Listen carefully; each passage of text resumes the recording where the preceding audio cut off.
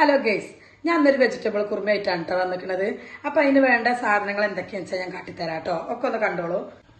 അപ്പം നമുക്ക് വേണ്ടത് സവാള, വറ്റൽമുളക്, കറിവേപ്പില, പച്ചമുളക്, കുരുമുളക് പൊടി, വലിയ ജീരകം, മല്ലിപ്പൊടി, ഉപ്പ്, നെയ്യ്, വെളിച്ചെണ്ണ, ഗരം മസാലപ്പൊടി, പിന്നെ നമ്മൾ വെജിറ്റബിൾ, പിന്നെ തേങ്ങ, അണ്ടിപ്പരിപ്പ്. ഇനി ഇത് ഉണ്ടാക്കുന്ന വീഡിയോസ് ഞാൻ കാട്ടിത്തരാം കേട്ടോ.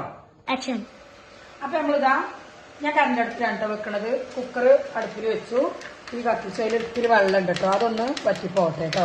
എന്നിട്ട് നമുക്ക് അതിലേക്ക് വേണ്ടത് എന്താ വെച്ചാൽ ഫസ്റ്റ് നമ്മൾ കുറച്ച് വെളിച്ചെണ്ണ കേട്ടോ, കുറച്ച് വെളിച്ചെണ്ണ വാർന്നു. പിന്നെ നമ്മൾ നെയ്യ് കേട്ടോ, അത് നെയ്യ് പറഞ്ഞാൽ നല്ലൊരു രുചി കിട്ടുന്നതിന് വേണ്ടിയിട്ടാണ് ഞാൻ നെയ്യായി ഒഴിച്ചിരിക്കുന്നത്. അപ്പോൾ നെയ്യ് വാർന്നു. ഇനി ഇതൊന്ന് ചൂടായി വന്നതിന് ശേഷം നമ്മളിതിട്ട് ഫസ്റ്റ് വേണ്ടത് നമുക്ക് ഇതൊക്കെ എന്താ വെച്ചാൽ നമ്മളെ വലിയ ജീരകം കേട്ടോ, അത് കുറച്ച് ഇട്ട് കൊടുത്തിട്ടതിന് അത് നല്ലോണം മൂപ്പിച്ച് വരുന്ന വരെ ഒന്ന് ഇളക്കി കൊടുക്കുക കേട്ടോ.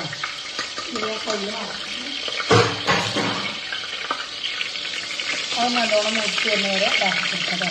പിന്നെ നമുക്കതിൻ്റെ ആവശ്യമായത് നമ്മളെ വറ്റൽ മുളകാണ് കേട്ടോ. ഇത് എരിവിനനുസരിച്ച് നമുക്ക് ഇടാം കേട്ടോ. വറ്റൽമുളക് ഇട്ടിട്ടാണ് അതിൻ്റെ കൂടെ തന്നെ പച്ചമുളക് ഇട്ടു കേട്ടോ.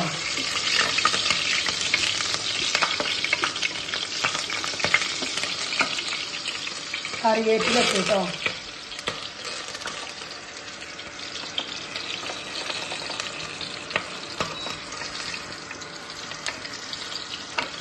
പിന്നെ നമ്മൾ അരിഞ്ഞച്ച സവാള ഇട്ടു കേട്ടോ.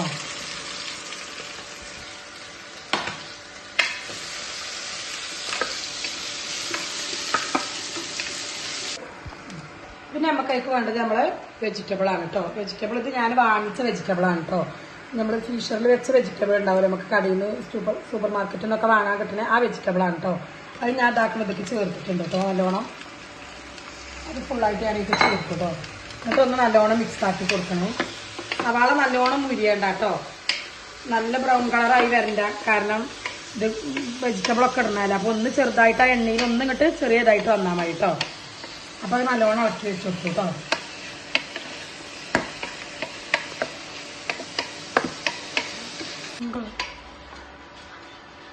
എടുക്കുന്നുണ്ടോ?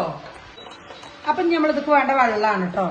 തോനെ വെള്ളം ഒഴിക്കണം കേട്ടോ, കാരണം നമ്മൾ തേങ്ങ അരച്ചിട്ട് പാരുന്നുണ്ടല്ലോ. അപ്പം അതിന് ഇത് നല്ലോണം വെന്തുടയാത്ത രീതിയിലുള്ളൊരു കുറച്ച് വെള്ളം മതി കേട്ടോ. അപ്പം ഞാനേക്ക് പാകത്തിനുള്ള വെള്ളം ഒഴിച്ചിരിക്കണേ. അപ്പം നമ്മളിത് തീ കുക്കർ അടച്ച് വെക്കണം കേട്ടോ. അപ്പം നമ്മൾ പ്രഷർ കുക്കർ അടച്ച് വെച്ചു കേട്ടോ.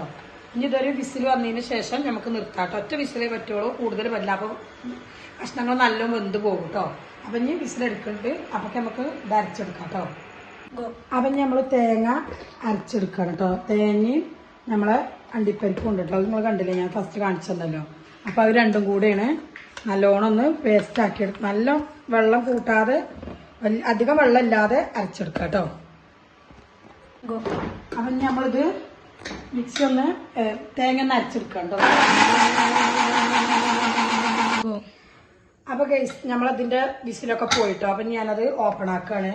എന്നിട്ട് വേണം നമുക്ക് നോക്കാൻ കേട്ടോ.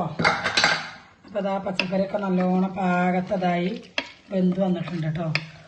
അതിൽ കോളിഫ്ലവർ ഒന്ന് ചെറുതായിട്ട് വെന്ത് ഓവറായോ എന്നൊരു ഡൗട്ട് കേട്ടോ.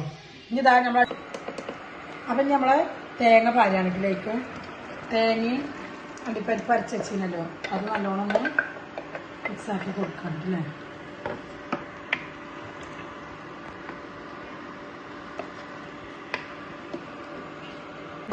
ഇനി ഇതാ നമ്മളെ കുരുമുളക് പൊടിയാണ് കേട്ടോ.